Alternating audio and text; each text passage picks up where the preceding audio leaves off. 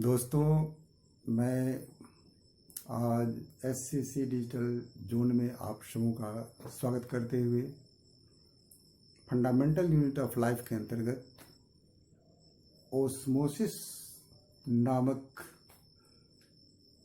Term को explain करने जा रहा हूँ।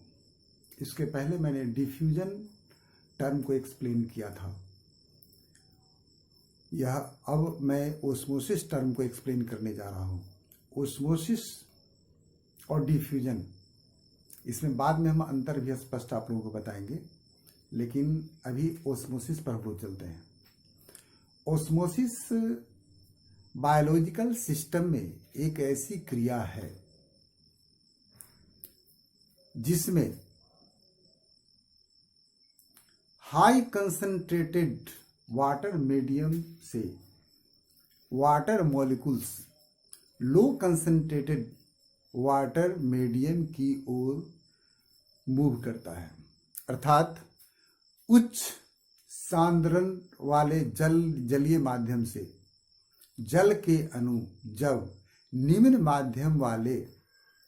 सांद्रण वाले जलीय माध्यम में प्रवेश करता है through a selectively permeable membrane, then this type of movement of water molecules from the high concentration to the low concentration is called the osmosis.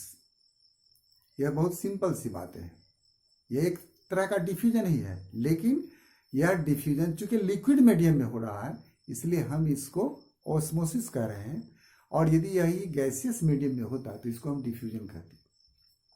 अब देख लीजिए, एक्वेटिक मीडियम में खास करके जो यूनिसेलुलर ऑर्गेनिम्स होते हैं, उनके शरीर में डिफरेंट टाइप्स के बायोलॉजिकल एक्टिविटीज होते हैं और उस एक्टिविटीज को होने में जल की मात्रा भी खर्च होती है। आप जानते हैं कि कोई भी बायोलॉजिकल सिस्टम एक्वेटिक मीडियम में ही काम करता है। इसे बहुत सावधानी से समझने की आवश्यकता है।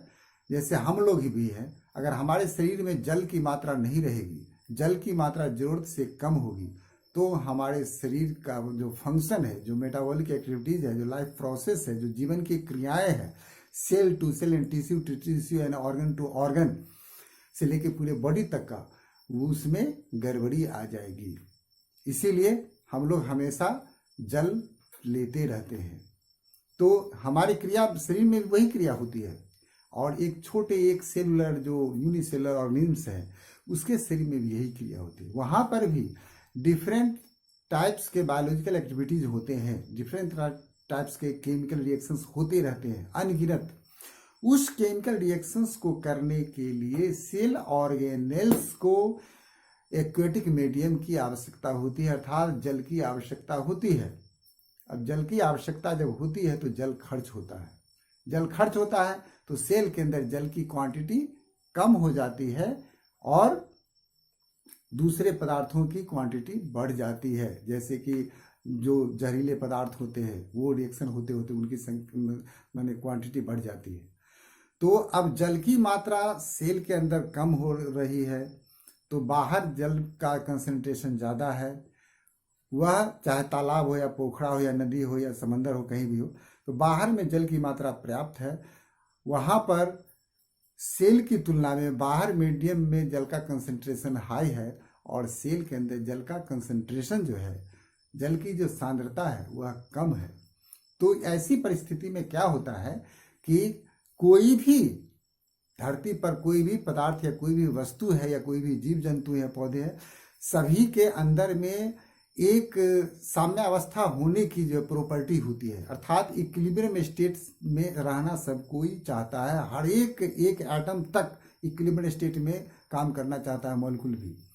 अब जब चाहता है तो सेल और इन्वायरमेंट के बीच में जो डिफरेंस है सांद्रण का, कंसंट्रेशन का, वह इक्विलिब्रियम स्टेट में वो भी आना चाहता है। जिसके कारण क्या होता है कि high concentrated water molecules low concentrated water medium में प्रवेश कर जाता है through a tiny pore of selectively permeable membrane.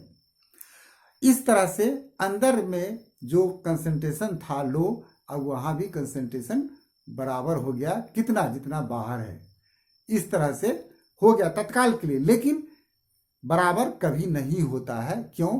कि अंदर में बायोलॉजिकल रिएक्शंस होते रहते हैं, तो जल की मात्रा खर्च होती रहती है। और बाहर से जैसे जैसे अंदर में खर्च होती रहती है, बाहर से जल की जो मात्रा है वह अंदर प्रवेश करती रहती है। तो यह क्रिया जो है ये आपको कंप्लीटली क्या कहलाता है? ओस्मोसिस कहलाता है। यहाँ डेफिनेशंस में भी लिखा है, आप लोग ध्यान देकर के यहाँ देखिएगा कि osmosis is a biophysical chemical phenomena in which high concentrated water molecule moves towards low concentrated water medium through a selectively permeable membrane. Then this type of biological activity is called the osmosis. अर्थात osmosis एक बायोफिजियोकेमिकल reaction है। Bio इसलिए कहते हैं कि biological system में होता है, और फिजियो इसलिए कहते हैं कि बायोलॉजिकल सिस्टम का जो फिजियोलॉजी है, पूरा इंटायर बॉडी का जो अंदर में जो कायिक क्रियाएं जो हो रही है, इसलिए इसको फिजियोलॉजिकल कहते हैं। और बायोफिजियो और केमिकल रिएक्शन इसलिए क्योंकि यह जल भी एक रासायनिक पदार्थ है, H2O जिसका फॉर्मूला होता है। तो बायोफिजियोकेमिकल फिनोमेना इसको कहा जाता है कि ओस्मोसिस ये biophysiochemical phenomena in which high concentrated water molecules moves towards the low concentrated water medium through a selectively permeable membrane. Then this type of biological activity is called the osmosis. अर्थात जब उच्च जलीय दाब से, उच्च जलीय सांद्रण से जल का मॉलिक्यूल, जल का अणु जब निम्न सांद्रण की ओर बढ़ता है थ्रू ए सेलेक्टिवली परमेबल मेम्ब्रेन, तो इस तरह के बायोलॉजिकल एक्टिविटी को हम लोग क्या कहते हैं? ओस्मोसिस कहते हैं। यहाँ पर पिक्चर बना हुआ है, ध्यान से देखिए। पिक्चर बना हुआ है, एक टिपिकल सेल का बना हुआ है। यहाँ पर देखिए हाई कंसंट्रेटेड वाटर मीडियम लिखा हुआ है, ये बाहर में है, सेल के बाहर। और छोटे छोटे ये सेमी परमेबल मेम्ब्रेन पर जो है क्या है, छोटे छोटे ग्लोबुलर स्ट्रक्चर बना हुआ है जो टीनी पोर कहला रहा है। इसी टीनी पोर के द्वारा यह वाटर जो है बाहर से हाई कंसंट्रेटेड वाटर अंदर की ओर प्रवेश करता है। तीर के द्वारा निशान लगाया हुआ है, बीच में न्यूक्लियस है, और लो कंसंट्रेटेड वाटर मीडियम है सेल के अंदर, जिसके कारण क्या होता है कि हाई से लो की ओर वाटर मॉलिक्यूल्स का मूवमेंट हो जाता है।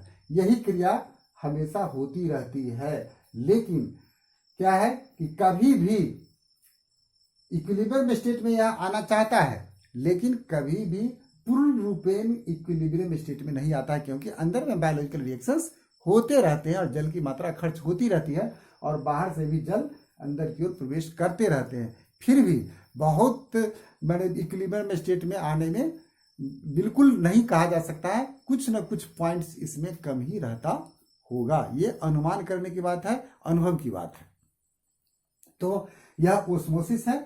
ओस्मोसिस आप डिफ्यूजन के ही जैसा है। वहां पर गैस का डिफ्यूजन हो रहा था, यहाँ पर वाटर मॉलिक्यूल का डिफ्यूजन हो रहा है। क्रियाएं सब कुछ एक ही है, केवल वाटर और गैस दो का डिफरेंस है। वहां डिफ्यूजन है और यहाँ ओस्मोसिस है। वहां पर डिफ्यूजन ऑफ गैस था, यहाँ पर डिफ्यूजन ऑफ वाटर मॉलिक्यूल्स है, जिसको लिए हम लोग ओस्मोसिस इसे कहते हैं। तो इस तरह से आप समझ गए होंगे अच्छी तरह से कि किस तरह से डिफ्यूजन हुआ और किस तरह से ओस्मोसिस हुआ।